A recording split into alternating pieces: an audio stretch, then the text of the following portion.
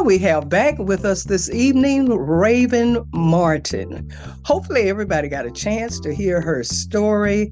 That transplant changed everything. Welcome again this evening, Raven, and we're excited to have you back. Of course, this session is for questions and answers. Welcome to everyone. And I'd like to especially welcome Raven's husband, who's on tonight, and also her mom. We're ready for that first question. I got a question. Now I know when it comes to the liver, kidney, being a live donor, and I've heard about liver. What's the process to be a living donor for liver? It's roughly about the same process. Obviously, the difference is when you get a living liver donor, you're just getting a piece of that person's liver. And the idea is if you are sick, but not sick enough where you can just make it on that piece of a liver, that's how somebody will qualify for that living donor. But once you get past the threshold where you can no longer just make it on that sliver of a liver, if you want to call it that, that's when it proceeds to you have to get a deceased donor. But it's the same qualifications. I mean, you have to obviously be a blood match. We don't have the convenience of how kidney donors someone could donate to someone else, and then there's like the exchange. We don't have that for livers. You have to just be a direct donor. But it's pretty much the same idea. I mean, you have to match blood type. You have to be physically, healthy, free of pretty much major health conditions in order to make it through the surgery yourself. But there really isn't too drastic of a change, I think, just across the board if you're going to be a living donor in general. And I'd like to add to it, a lot of people may not know that the liver can regenerate, which means it grows back on its own. So that's another benefit for donating just a piece of the liver. Next question. My name is George. I'm a kidney recipient. And Raven, I watched your video today. I was incredibly impressed. Wonderful, wonderful story. I think you included everybody. You talked about your mom and your husband and the kids. And I think that's what made it exciting to watch. I told Shirley I was able to stream it to my TV, so you were larger than life, so to speak. Very, very good presentation. Very good outcome, obviously. Yeah. And the living liver donor. I know one couple, if memory serves me, and they're over in another country, but they are both doing very well. I think he's had his wife's liver probably 10 years now, I think 12 years maybe. And they're both doing fine. I'm trying to gauge that because they had children and they have children, and one of the son was real small. I seem to think he's a teenager now. So their outcome was excellent, and we certainly am grateful for your transplant. Thank you. And are you going to the transplant games? I was actually looking at flights the other day, so we'll see. You go. I'm working on it. All right, be there. Yeah, I'm working on it, and I know exactly what couple you're talking about. I follow them, well, we follow each other on Instagram, and I think it's important for people to see the aftermath and to know that after you donate, you can still live a fulfilling life, a good quality of life. You're not to say that you may not have issues, but I mean, overall, most people seem to do really well. And so I'm really encouraged to see people, showing the aftermath of, I donated, and look, I'm climbing mountains, I'm running marathons, like you can still go on and have an awesome life. Absolutely. Let's hear from your mom. Could you tell us how that experience affected you? Okay, well, I'm technology challenged, but I'm Raven's mom. I'm Sandra. Hi. I just wanted to say that Raven taught me a lot. I've always been a crier first, and then a someone to jump in and take care of things, but I have to cry it out first. And Raven taught me how to take care of things and not cry.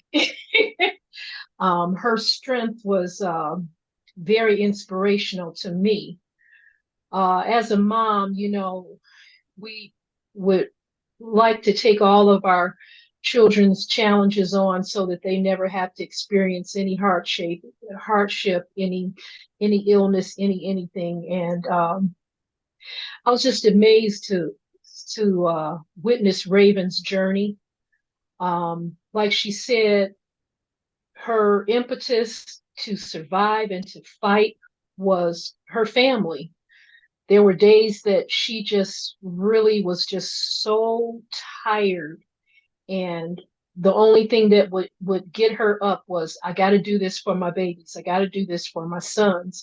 Earlier today, when Raven was speaking about some of the things and the challenges that she experienced, she briefly spoke about the itching that she experienced and also the brain fogginess. That was the most scariest part for me, because what was happening was she was having an overabundance of, I think it was ammonia, when she was having the hydrocephalus in the brain. And she would just be so confused, and she couldn't really speak about things. It was just such confusion. She had such a hard time bringing her thoughts together, and it was just a heartbreaking time. And it was a blessing that when she got her worse, I was able to retire. And I really thank God for that, because I was able to actually move to where she was and give her as much help as I could, because at one point she would be so tired, and she's trying her best to be a mom. And like she said, she'd be loading the dishwasher, and the next thing she would be sitting on the floor in a fetal position, sleep. You know, if she went to the bathroom, you'd come in there and she'd be laying on the bathroom floor, sleep. And this went on for a good while, and it was just really, it was scary and it was disheartening. But we've always been people of faith, and sometimes that's the most that you can have, but that's all that we had, to know that it's going to get better. And so I thank God, and I thank God for the donor and his family for the sacrifice that they made, because if it wasn't for the sacrifice they made, my child wouldn't be here thriving today. So I'm really grateful for them. Thank you so much. You're All welcome. righty. Did your sister have anything? As a sister, how was that walk on that journey with her? It was scary. And good evening, everyone. My name is Candace, and Raven is my older sister. In our family, we have, little jokes and how I used to look up to my sister, and just seeing her experience, the symptoms and different things that she went through. It really was heartbreaking for me. My sister has always had this level of strength that I've never seen in anyone else. And her fight, her resilience really motivated me. My sister, actually, I reached out to her for some advice when I was looking for a new career. I am a social worker, and now I work at a dialysis center. And so a lot of my resources and, feedback, input, I call my sister and ask her about her journey and, what would she say to some of the patients. And I really just look up to her. I reach out to her a lot. I really thank God, like my mother said, for where he's brought her from. And I look forward to seeing where he'll take her and where her story will be a blessing to other people. So I'm very proud of my sister, and try not to get emotional, but I love her so much and I'm so proud of her. Thank you, Candace. Well, anybody else who wants to jump in? I got two questions. One is, what status were you when you got the call? And the second was, I saw your story where you had got a call and it didn't go through. How did you feel when that happened? Oh my goodness. Well, um, I was, so the first question to answer that one, I was in end stage liver failure. Um, I had been in end stage liver failure for probably the last 2 years before I got transplanted. So it was really just downhill continuously for me. To answer your other question, um, well, first I'll say it was so bad for me that when I did get that final call, they weren't sure that they could operate on me because my heart rate was so low. And it was so low that the nurse, I remember she came back in and she said, "Let me take this over again." She said, "Because this machine must be not reading it right. Something's not right." And she read it again and she said, "No, that's right." And then as soon as she left, that's when the surgeon came in and he said, "You know what? I don't even know if we can do this. Like, I don't know if you're going to survive surgery." And so, just to give a little factoid, that picture of my husband and myself that's in that video that you guys all saw, that was the picture we took. I told him to take that picture in the event that I did not make it out of surgery. That was literally right before I went back for surgery. Um, so it was really tough. But the first call I got was, like I said in the video, it was Mother's Day. And that was really tough because I beat myself up for the fact that I missed that call. I was actually out eating, and I think you probably are aware of it as well, that you're supposed to be on call. You're supposed to answer your phone and be available so that when they do have that organ for you, you take off and you go. Well, I was busy stuffing my face in Golden Corral with my kids, and I missed the call. They were announcing my name over the loudspeaker. And again, I was so worried about going back up to the buffet that I missed the call. Now, talk about beat yourself up. I mean, I was so angry with myself because I said that was my liver and I missed my opportunity. Like, how could I be so silly to leave my phone and not get that call? And then, my family, they were looking for me, because they call your backups.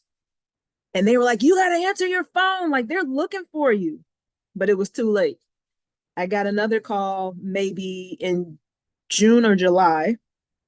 And again, I knew that was it. I was just like, "God, thank you so much. You gave me another chance to redeem myself." And I told my husband, I said, I got my bag packed. I'm ready. And I just felt it. I felt like that was going to be the time. Like, I got it this time. And they called me back again. They said, "No, we've already given it to someone else." It wasn't, and they tried to smooth it over. They said, "Well, it wasn't going to work out for you anyway. We just had you as a backup." So yeah, those times are hard because like you wait for so long. Like I waited 6 years, and I blew the first one. The second one, it just didn't come to me anyway. But that third call, that was the charm. But yeah, it's tough. Like it's stressful because I mean, let's just be real. I'm fighting for my life. Like I don't have, I'm by God's grace, I made it to 6 years. I will put it that way because I knew it was going to come, but I just didn't know how much more I had left in me. And my mom and my husband and my sister, they can all attest to that. Like, I mean, I had some rough times where I was just like, I don't know if I can do this. Like it got really, really bad, but again, by the grace of God, here I am. But those calls are challenging. And I try to tell people, like a lot of people DM me asking me questions about my journey and stuff like that. And I do try to prepare them. Like it's an up and down. It's not going to be like nice and rosy and you get the call, and a lot of people don't get it on their first try, so you have to really be resilient and just hang in there and know that when it's your time and you'll get it. And so that was my experience, at least.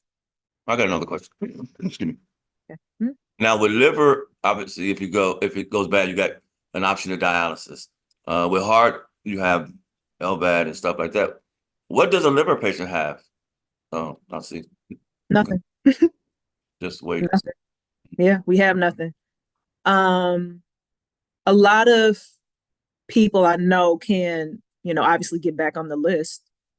And I've definitely heard of that happening. I'm a member of a group, a liver transplant group, and there are people on there that are like on their third transplant. I don't necessarily know if that's an option for me. I mean, I don't anticipate having to need another liver, but yeah, we definitely don't have the options that kidney patients have, or like you said, heart transplant candidates have. We don't have that. We don't have that luxury. I have a question also. I noticed on some of your pictures before the transplant how your complexion was much different. As far as I know, for me, it was being jaundiced. It was not being able to that bile has a color to it. And if you're not expelling it the way you're supposed to, it's gonna build up. And in addition to that, the toxins that your body is not excreting are building up as well. And so all that stuff is sitting inside of you, just gunky, So yeah, I mean it was tough. It was really tough. I've never been a vain person. That's farthest from what I am. But that time took me through something. I mean, I was so self-conscious. I remember, and I said it in the video, I wore glasses everywhere because I just felt so self-conscious. And I mean, as yellow as your shirt is, that's what my eyes look like. I mean, they were just bright yellow, and I could see people staring at me. And it was so bad that I didn't want to make eye contact because I didn't want anybody staring at me. It's just an uncomfortable feeling to feel like you're the sore thumb in the whole group. Everybody's just, you're sticking out. I mean, I literally was sticking out. I was just super, super yellow. But yeah, and like you said, my complexion was completely different than what I am normally. So it was definitely, it was something. And then on top of that, you have to remember I was itching horribly. So not only was I yellow and my complexion was all off, but then I'm sitting up here doing this the whole time, So I mean, I'm drawing attention to myself. I mean, it was just a mess. So I mean, it's tough. I mean, I know not all liver diseases result in people itching. I know that is not the case, but for me, I mean, that was a big deal. And for me it took, again, and I really stress, if people can get in support groups, to do that, because it took, for me, being in my my liver disease is primary sclerosing and cholangitis. So I was in that group, and it took for someone else to talk about their itching and how they were prescribed a certain medication. And I was thinking, my doctor never told me anything about that. Like, I'm gonna go ask him, and sure as day, as soon as he put me on it, the itching was gone. And I was just like, are you kidding me? Like, why are we not talking about this? So I know I'm getting off track, but yeah, like, I really encourage people to get into some type of support group and to talk to people, because even though doctors are great, don't get me wrong, and I love my doctor, I love him to pieces, but he's a human being just like the rest of us, and he doesn't know everything. And so, yeah, for me, it was just like getting that. It definitely helped a little bit to stave the itching off. But yeah, I still was dealing with other mental stuff. It's not all physical. Like, mentally, I was, it was tough. All righty, and you mentioned another thing, but let me first comment on, isn't it wonderful after that second chance, now you can laugh about the itching and the yellowness and all that. Is funny now, but I bet it wasn't funny then. No, ma'am, it was not. It was not.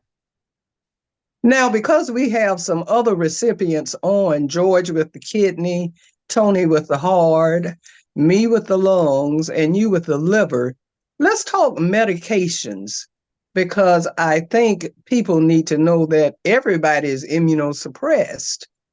Yes. And that's so that our body will not kick that foreign organ out. What are some of the meds that I think we all take as transplant recipients? And we end up taking them for the rest of our lives, just in case people don't know. How many do you take a day? Let's narrow it down to that. Okay, well, so I'm at 18 months now. So every kind of time frame has decrease my medication. I think I started off at something crazy. I want to say I was taking like 40 pills a day. I mean, it was a lot. Right now I'm taking, let's see, 5, 10, I would say maybe about 18 pills. And the majority of those are my immunosuppressants. I still take medication for my ulcerative colitis. And I also have to take a vitamin D supplement because I have osteoporosis. And but other than that, most of my medication is immunosuppressants. I'm hoping that tomorrow they tell me, some of it will get decreased, but we'll see. I'll have to report back later and tell you. But yeah.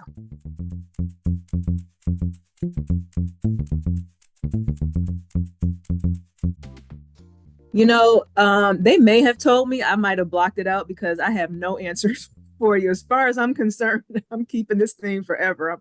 We're riding this out together. So I'm not sure. I mean, I don't know. Maybe you can ask everyone else that was there. I don't know, but I definitely let that one go right over my head. So I don't know.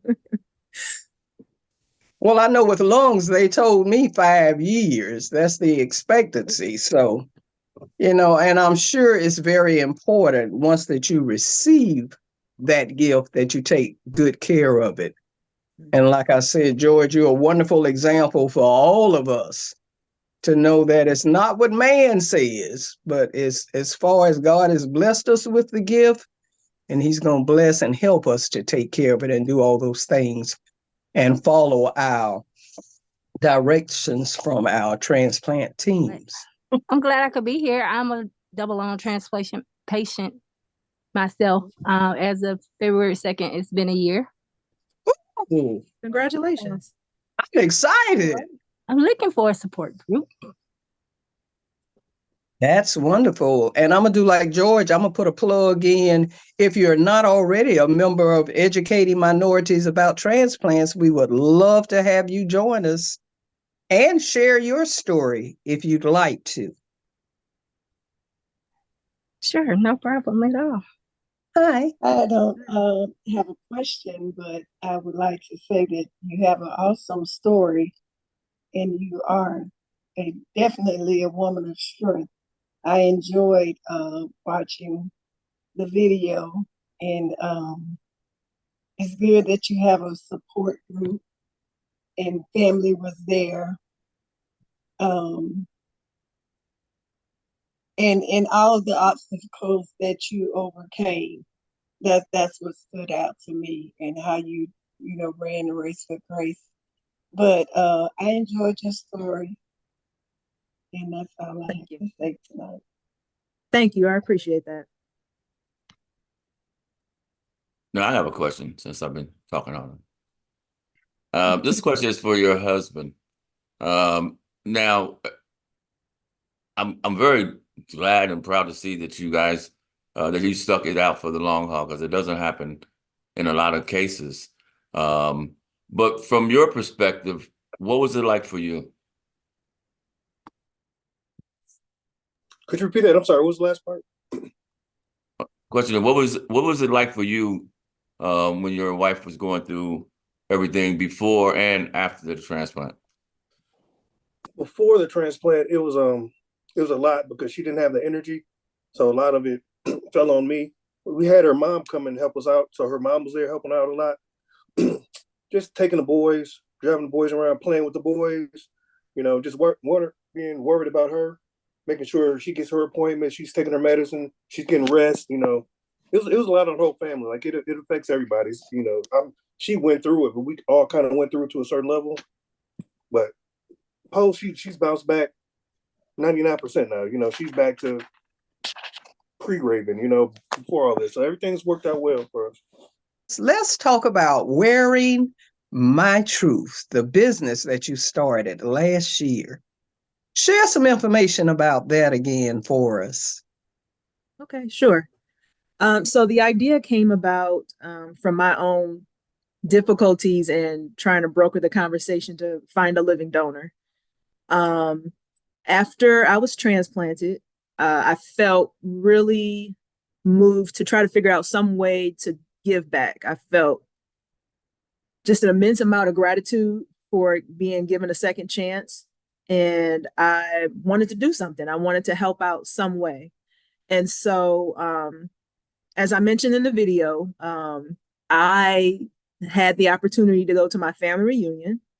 And I had my favorite aunt was there, and I told her about everything that was going on. And I said, I don't know what I'm going to do. And she said, oh, I know what we're going to do. She said, I'm going to tell everybody. So I was like, wait, you can't tell these people, like, she's like, no, no, no, no. She's like, we're going to have a break after our little family meeting.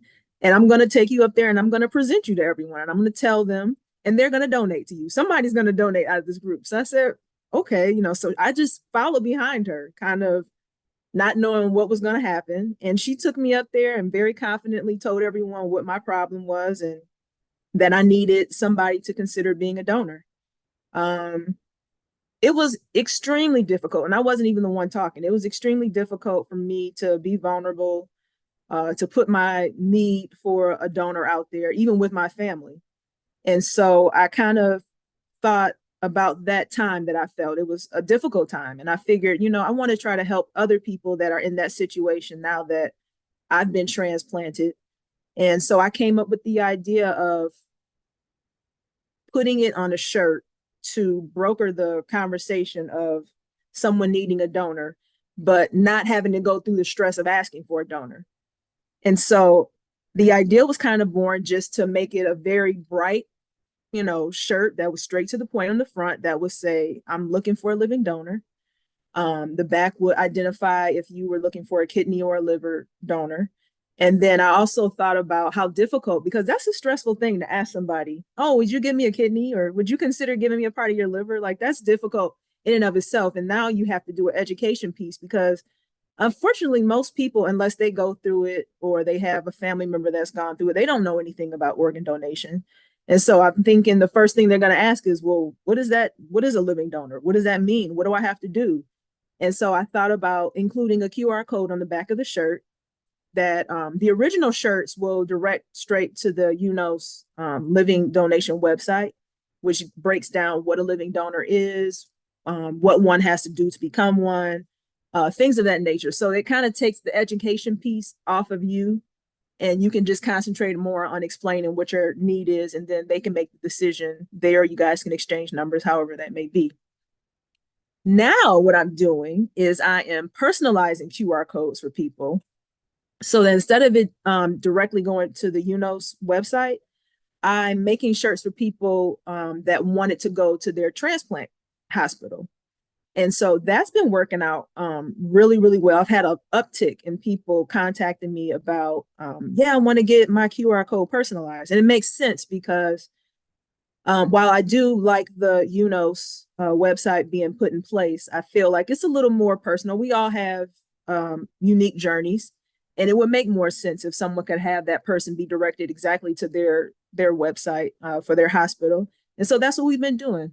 So we've got a little bit of both going on, but my whole point is to help people get their story out and not have to, and not to say that people who share their need for a living donor online is a bad thing. I think it's awesome. I think it's great. I wish I would have thought about it back then. But I also want people to realize that not everybody is online and is seeing that you need a kidney or a liver. And so when you put that shirt on, wherever you go, and just think about all the places you go just in one day and all the people that you come across, well, in that same moment, they could have been seeing your shirt and seeing that you needed a kidney or a liver and potentially approaching you. And that's the beauty of it. You don't have to approach anybody. If they're interested, they're going to come to you. Now, some people may be nosy and they just want to be in your business, but people that actually are interested in coming and helping you, they will approach you. And so I think that is the strategy that I've been trying to get, is for people to advocate for themselves and to realize you have to be vulnerable. Like, this whole transplant journey is one where you have to be vulnerable. You have to be dependent on people. You got to let go all of that. I can do it on my own, because you just can't.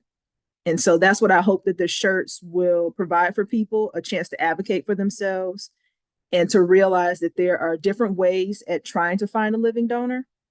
And so that's what I'm trying to do. I'm trying to help out. And this is the best way that I think would be a good complement to, doing that online search and telling people online, oh, I need a kidney, I need a liver, whatever.